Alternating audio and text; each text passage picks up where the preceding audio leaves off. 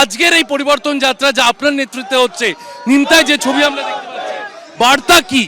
বার্তা বাংলার মানুষ দিচ্ছে, বাংলার জনগণ দিচ্ছে।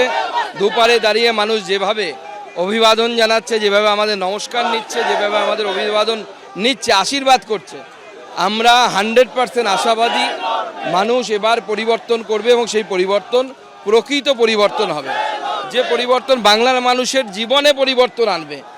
শুধু তৃণমূলের নেতা নেত্রীদের জীবনে যে পরিবর্তন এসেছে সেই পরিবর্তন নয়, বাংলার মানুষের জীবনে পরিবর্তন। একদিকে পদযাত্রা, এরপর পথসভা, এসআইআর আবহ, বিভিন্ন অভিযোগ উঠে আসছে নানান দিক থেকে।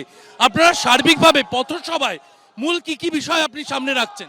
দেখুন, আমরা এসআইআর রাখছি এবং তার সাথে সাথে মমতা বন্দ্যোপাধ্যায়ের আমলে এবং অন্যান্যদের আমলে যেভাবে বামফ্রন্টের আমলে এবং মমতা বন্দ্যোপাধ্যায়ের আমলে শিল্প একদম নিচের দিকে চলে গেছে, আমরা সেই জায়গা থেকে পরিত্রাণের পথ আমরা সমস্ত কিছু বাংলার মানুষের সামনে রাখছি।